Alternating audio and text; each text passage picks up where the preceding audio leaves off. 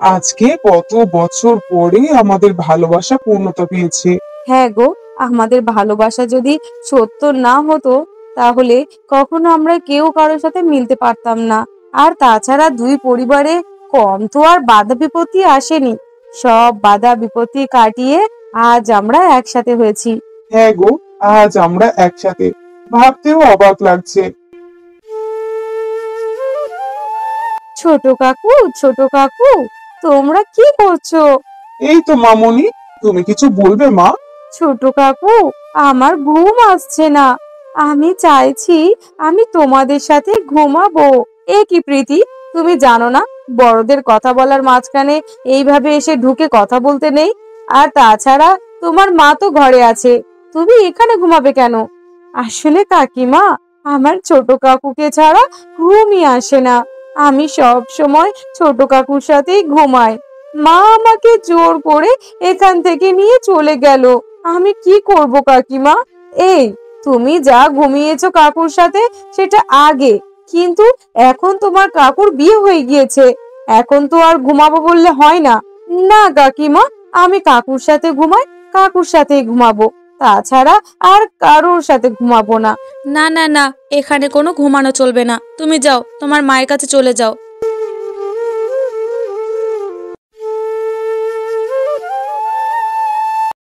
আমি একটুখানি বাইরে গেলাম, আর এই ফাঁকেই তুই কোথায় গেলি বলতো? মা, আমি ছোট কাকুর ঘরে গিয়েছিলাম। আমি কাকুকে কত করে বললাম আমি এখানে ঘুমাবো, আমার কাকুকে ছাড়া ঘুমই আসে না, কিন্তু কাকিমা কাকিমা আমাকে ওখানে থাকতে দিল না মা। কাকিমা আমাকে চলে যেতে বলল। মা, তুই কি ভুলে গিয়েছিস তোর কাকু আর আগের মতো নেই? কাকুর বিয়ে হয়ে গেছে, কাকু তোকে নিয়ে কেমন করে ঘুমাবে বল? কেন মা, আগে যেমন করে ঘুমাতো তেমন করেই ঘুমাবে। না রে মা, তা আর হয় না, তোর এখন কাকিমা চলে এসেছে, কাকুর সাথে কাকিমাই ঘুমাবে, তুই আর যাবি না মা।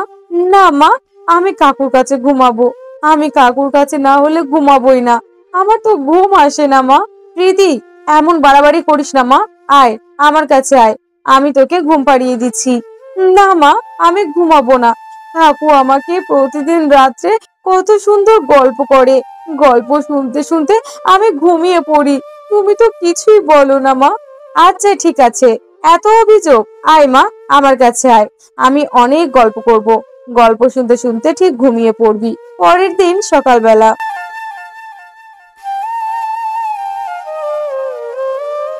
কাকু, কি করছো?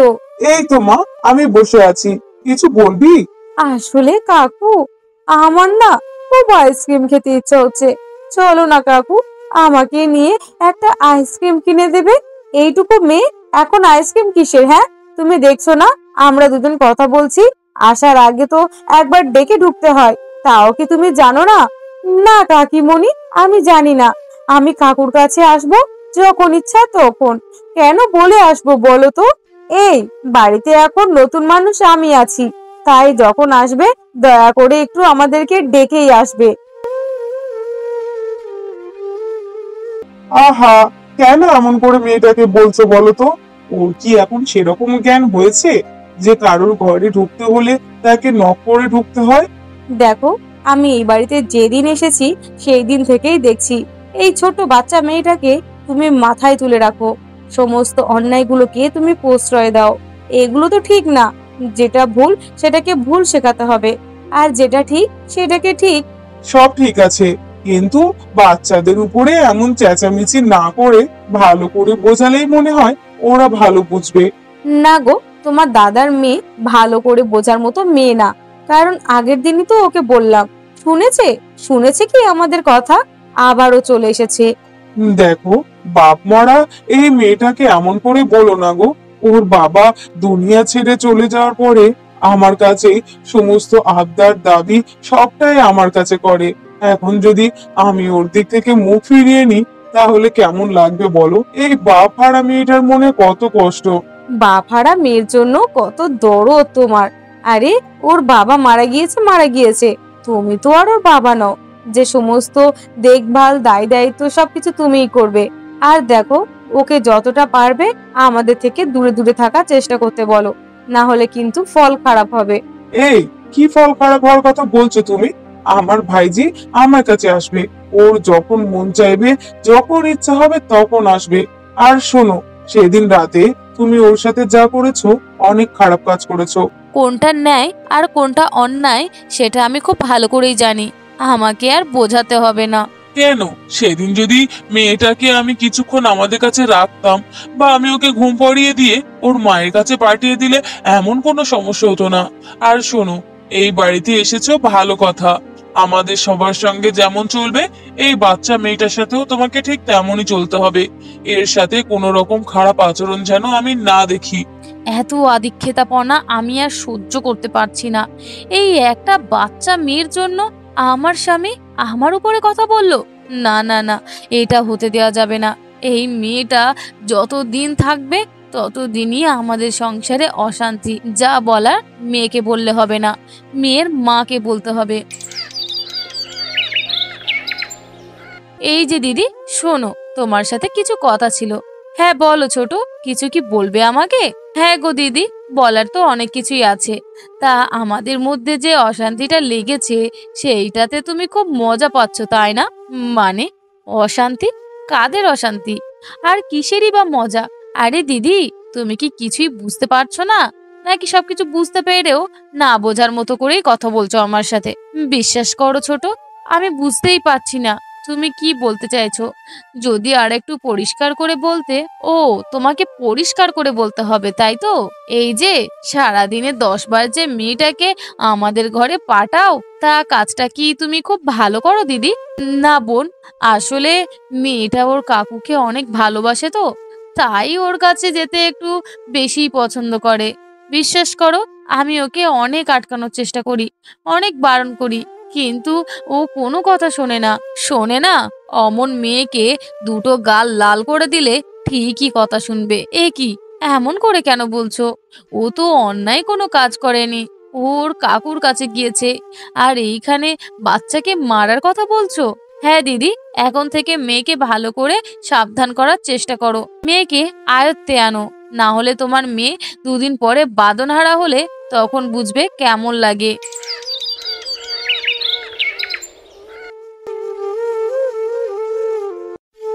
কেন রে মা, তুই সব সময় কেন তোর কাকুদের ঘরে যাস? তুই কি বুঝিস না তোর কাকু এখন আর আগের মতো নেই? তোর কাকুর বিয়ে হয়ে গেছে, তোর কাকুর বউ চলে এসেছে, তুই কেন সব সময় তাদের কাছে যাস বলতো? মা, আমি কি করব মা, আমি কাকুকে অনেক ভালোবাসি, তাই তো ছুটেই কাকুর কাছে যাই। না মা, আমি তোকে আজ থেকে ভালো করে বারণ করে দিচ্ছি, আর এটাই আমার শেষ কথা। তুই আজ থেকে তোর কাকুর ঘরে যাবি না। তোর কাকু যতক্ষণ না নিজে থেকে তোকে ভালোবাসবে বা নিজে থেকে তোর কাছে আসবে, ততদিন তুই তোর কাকুর ঘরে যাবি না। ঠিক এমন সময় প্রীতম সেখানে উপস্থিত হয়। এ কি বৌদি, তুমি ওকে এত বকাঝকা করছো কেন? না না, তেমন কিছু না, ওই আর কি, পড়াশোনা করতে চাইছে না, তাই একটু বোঝাচ্ছিলাম। না বৌদি, তুমি ওকে পড়াশোনার বিষয়ে কিছুই বোঝাচ্ছ না, সেটা আমি খুব ভালো করেই বুঝতে পেরেছি। কেন বৌদি, ও যদি আমাদের ঘরে যায় তাহলে কিসের এমন ক্ষতি? আমার তো কোনো অসুবিধা হয় না। না না ভাই, তোমার অসুবিধার কথা আমি বলছি না। তাহলে তাহলে কার অসুবিধার কথা বলছো? মিতা, মিতার কোনো অসুবিধা নেই। না না ভাই, ব্যাপারটা তেমনও নয়, তুমি ভুল ভাবছো।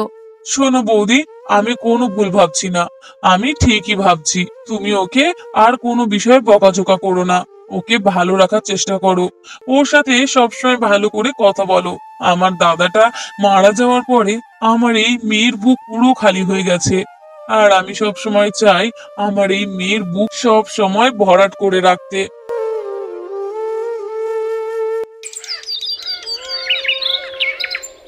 শোনো না গো, তোমার সাথে আমার কিছু কথা ছিল। হ্যাঁ বলো, কি বলবে? আসলে আমাদের বিয়ে হয়েছে বেশ কয়েকদিন হলো, আমারও তো একটু ইচ্ছা করে এখানে ওখানে ঘুরে বেড়াতে, কিন্তু তেমন সুযোগ এখনো পর্যন্ত আমাদের হয়নি। তা তুমি যদি সময় বের করে একদিন আমাকে নিয়ে ঘুরতে যেতে তাহলে খুবই ভালো হতো। ও, তা এই ব্যাপার। আসলে কাজে কামে তো তেমন ছুটি নেই, তাও চেষ্টা করে দেখবো। যদি ছুটি পাই তোমাকে আর প্রীতিকে নিয়ে একটু বাইরে থেকে ঘুরে আসবো। এ কি, প্রীতিকে নিয়ে মানে? আমি যাব তোমার সাথে, আর এখানে প্রীতি কোথা থেকে আসলো? না মানে ও তো বাচ্চা মেয়ে, গেলে কি এমন ক্ষতি হবে? না না না, কোনো ক্ষতির কথা আমি ভাবছি না। ও আমাদের সাথে যাবে না, আমি যাব তোমার সাথে আলাদা সময় কাটানোর জন্য। সেখানে ওইটুকু একটা বাচ্চা মেয়ে গিয়ে কি করবে বলো তো? আর তাছাড়া ওকে সামলানোটাও তো একটু কষ্টের ব্যাপার। না না গো, তোমাকে সামলাতে হবে না, আমার ভাইজিকে আমি সামলে রাখবো, তুমি একদম চিন্তা করো না। তুমি সেই আমার কথা শুনবে না? আমি এতবার করে বারণ করছি, তাও তুমি ওকে নিয়ে যাবে? না গো, আমি কারোর কথা শুনবো না। আমার ওইটুকু একটা মেয়ে, ওই মেয়েকে রেখে আমরা এত বড় মানুষ কি করে ঘুরতে যেতে পারি? ওরও তো ঘুরতে যেতে মন চায়, ঘুরে বেড়াতে ইচ্ছে করে, কিন্তু ভাগ্যের পরিহাসে ওর বাবাকে জন্মের সময়ই হারিয়ে ফেলেছে। ওর বাবাকে ও তেমন ভাবে কাছে পায়নি। আর আমি যদি ওকে বাবার মতো করে স্নেহ না করি, তাহলে ওইটুকু বাচ্চা কোথায় যাবে বলো তো? দেখো, কে কোথায় যাবে তা আমি ভাববো না, আর ভাবতেও চাই না। আমি তোমাকে বলেছি যে তোমার সাথে শুধুমাত্র আমি একাই যাব, একাই সময় কাটাবো। তো এইটাই হবে, আমি ওকে আমাদের সাথে যেতে দেব না।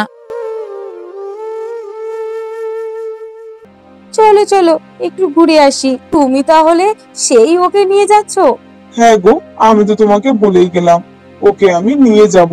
তাহলে তুমিও শুনে রাখো, আমার এতবার করে বলার পরেও যখন তুমি আমার কথা শোনোনি, সেই জোর করে ওই মেয়েটাকে নিয়ে যাচ্ছ, তাহলে এক কাজ করো, ওই মেয়েটাকেই নিয়ে যাও, আমাকে নিয়ে যাওয়ার কোনো প্রয়োজন নেই।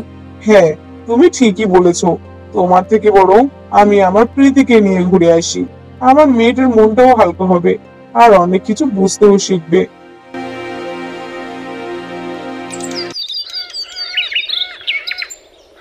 শোনো, তোমার সাথে আজকে আমার অনেক কথা আছে। হ্যাঁ বলো, কি বলবে? আসলে আমি তোমার থেকে একটা সিদ্ধান্ত নিতে চাই। আমার আর এসব সহ্য হচ্ছে না, আমি আর মেনে নিতে পারছি না। সবসময় যদি ওই মেয়েটাকে নিয়ে এমন করো, তাহলে আমি কেমন করে ওখানে থাকবো বলো তো? কেন, তোমার আবার এখানে থাকার অসুবিধাটা কিসের? না, অসুবিধা এতদিন ছিল না, কিন্তু দিনের পর দিন তোমার ভাইজি আমার গলার কাঁটা হয়ে দাঁড়াচ্ছে। আমি আর পারছি না ওকে মেনে নিতে। কেন গো, ওইটুকুই তো বাচ্চা, ওর উপরে তোমার কিসের এত রাগ বলো তো? তা আমি জানি না, কিন্তু আমি ওকে মানতে পারি না, আমি ওকে সহ্য করতে পারি না। এই কি মিতা, এইটুকু বাচ্চা মেয়েকে তুমি সহ্য করতে পারো না মানে? তোমার মন এত নীচ? হ্যাঁ, আমার মন এতই নীচ। আমার দাদা আমাদের জন্য অনেক কিছু করেছে, তাই আমরা কি করে আমার দাদার মেয়েটাকে এমন করতে পারি বলো তো? কেন, তোমার দাদা আবার কি করেছে শুনি? আসলে আজকে আমি যা কিছু সব আমার দাদার জন্যই। আমি যখন চাকরির জন্য প্রস্তুতি নিচ্ছিলাম, তখন অনেক টাকার প্রয়োজন ছিল, কিন্তু সেই টাকা জোগাড় করার মতো কোনো টাকাই ছিল না আমাদের কাছে। তখন আমার দাদা নিজের শরীরে একটা কিডনি বিক্রি করে টাকা এনে দিয়েছিল আমার কাছে, তাও আমরা কেউ জানতাম না। পরে যখন জেনেছি, তখন অনেক দেরি হয়ে গিয়েছে। দাদার আরেকটা কিডনি খারাপ হয়ে গিয়েছিল, তাই দাদাকে আর কোনো রকম ভাবে বাঁচাতে পারিনি আমরা। তবে তবে আমার দাদা একটাই কথা আমাদেরকে বলে গিয়েছিল, আমরা যেন তার স্ত্রী এবং তার মেয়েকে অনেক ভালো রাখি, তাদেরকে যেন ভালোবাসা দিয়ে আগলে রাখি। কি, তোমার দাদা তোমার দাদা তোমার জন্য কিডনি বিক্রি করেছে? তোমার এত বড় চাকরির পিছনে তোমার দাদাই সবকিছু? হ্যাঁ গো, আমার দাদাই আমার জন্য সবকিছু। আমার দাদা যদি সেদিন আমার জন্য এত বড় ত্যাগ না করতো, তাহলে কখনো আমি এই জায়গায় দাঁড়াতে পারতাম না। আর আমার জন্য আমার দাদার জীবন শেষ হয়ে গেল, তাও আমরা কেউ কিছুই করতে পারলাম না। তাই আমরা সব সময় চেষ্টা করি আমার বৌদি আর আমার দাদার মেয়েটাকে সব সময় আনন্দে রাখা, ভালো রাখা। কিন্তু তুমি আসার পর থেকে সবকিছু এলোমেলো হয়ে গিয়েছে।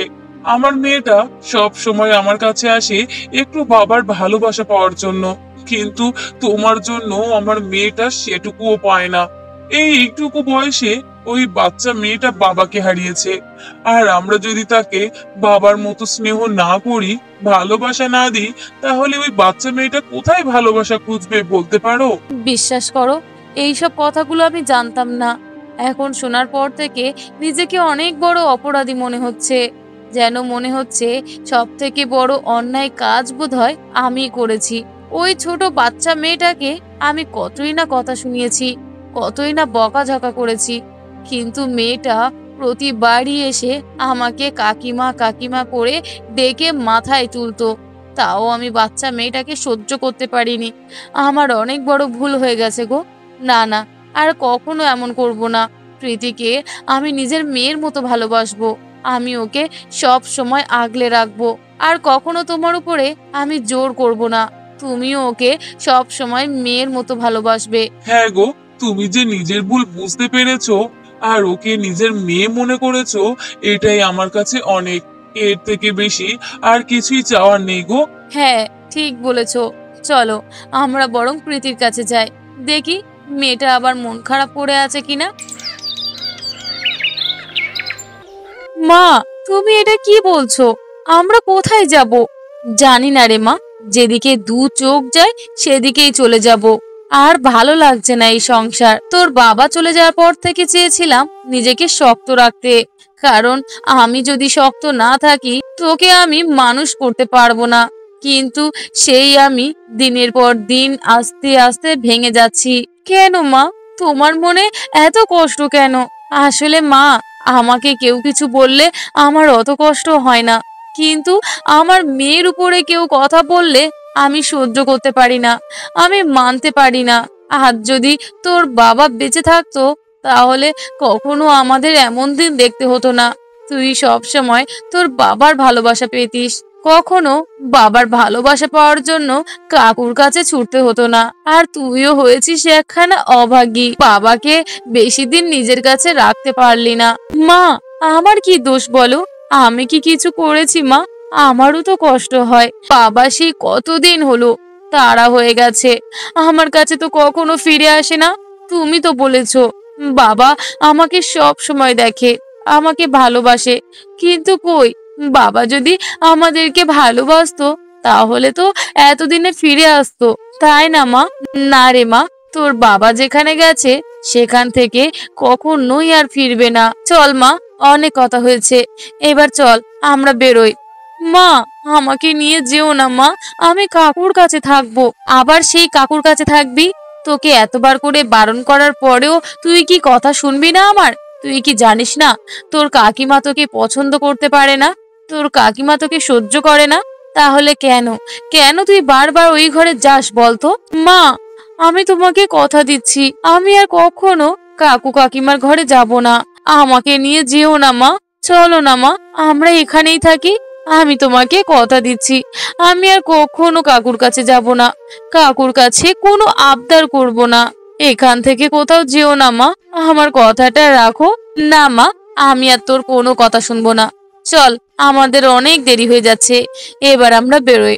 কিছুক্ষণের মধ্যে প্রীতি এবং প্রীতির মা যখন বাড়ি ছেড়ে চলে যাওয়ার উদ্দেশ্যে রওনা দেয়, ঠিক তখনই এ কি বৌদি, কোথায় যাচ্ছ তুমি?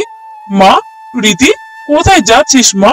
কাকু, দেখো না, মা আমাকে নিয়ে চলে যাচ্ছে, বলছে আর কখনো এখানে ফিরবে না। মাকে বোঝাও না কাকু, আমি কোথাও যাব না, আমি এখানেই থাকবো। এ কি বৌদি, প্রীতি যে কথাগুলো বলছে এগুলো কি ঠিক? হ্যাঁ ভাই, প্রীতি যেগুলো বলছে সেগুলো সম্পূর্ণ ঠিক কথা। আমি প্রীতিকে নিয়ে চলে যাচ্ছি। কেন বৌদি, তুমি কোথায় যাচ্ছ? আর প্রীতিকে নিয়ে যাচ্ছ মানে? আমার একটা মাত্র ভাইজি, আমার দাদার আদরের মেয়ে, আর তুমি তাকে নিয়ে চলে যাবে বৌদি? হ্যাঁ, চলে যাব না তো কি করব? এই সংসারের অশান্তির মধ্যে আমি আর নিজেকে মানাতে পারছি না। মানিয়ে মানিয়ে অনেক বছর হয়ে গেছে। যেখানে স্বামী নেই সেখানে সেই মেয়ের সংসারে কোনো দাম নেই। না বৌদি, এমন করে বলো না। আমরা কি কখনো তোমাকে এমন ভাবে দেখেছি নাকি? আমরা সব সময় চেষ্টা করি তোমাকে ভালো রাখার, প্রীতিকে আনন্দে রাখার, কিন্তু তুমি শেষ পর্যন্ত এমন সিদ্ধান্ত নিলে বৌদি। হ্যাঁ গো, কিছু মনে করো না ভাই, আমাদের দেরি হয়ে যাচ্ছে, আমরা বরং বেরিয়ে যাই। না বৌদি, কোথাও যাবে না তুমি। কোথায় যাবে শুনি এই বোনটাকে রেখে? মানে মানে কিচ্ছু না। প্রীতি, মা, এদিকে এসো। তুমি আমার কাছে চলে এসো, তোমার মাকে বলে দাও যে তুমি ছোট মাকে রেখে তুমি কোথাও যাবে না। সত্যি কাকিমা, তুমি আমাকে তুমি আমাকে মেয়ে বলে ডেকেছো, আর তুমি আমার মা। হ্যাঁ মা, আমি তোমার আজ থেকে আর একটা মা। আর কখনো তোমাকে বকবো না।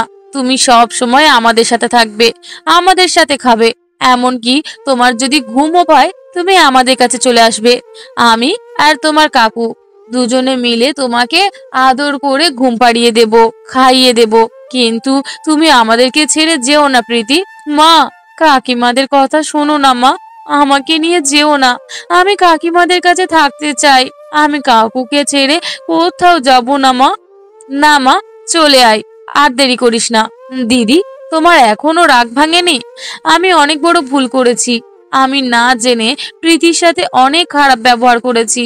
কিন্তু পরে যখন সব সত্যিটা জানতে পারলাম, তখন নিজেকে অনেক বড় অপরাধী মনে হয়েছে। কি করব কিছুই বুঝতে পারছি না। আর তোমরা যদি এইভাবে চলে যাও, তাহলে তো আমি কখনো নিজেকে ক্ষমা করতে পারবো না। এমন করে যেও না বৌদি। কিন্তু প্রীতি তো তোমাদের ঘরে যাবে, তখন আমি ওকে কেমন করে আটকাবো? না দিদি, প্রীতিকে একদম আটকানোর দরকার নেই। প্রীতি সবসময় আমাদের সাথে থাকবে, আমরা ওকে রাখবো। আর তাছাড়া প্রীতির কি একটা মা নাকি? প্রীতির দুটো মা। আমি আজ থেকে প্রীতিকে সব সময় ভালোবাসবো, আদর করব, নিজের মেয়ের মতো করে ভালোবাসবো। তোমাকে আর এইসব নিয়ে কোনো চিন্তা করতে হবে না দিদি। তুমি আর প্রীতি ঘরে চলো, ওখানে গিয়ে বাকি কথা হবে। এরপর মিতা প্রীতি এবং প্রীতির মায়ের সাথে সুসম্পর্ক তৈরি করে। তারপর থেকে তাদের মধ্যে আর কোনো অশান্তি হয় না। আর প্রীতিও নিজের মায়ের মতো মনে করে তার কাকু এবং ছোট মার কাছে থাকতে শুরু করে।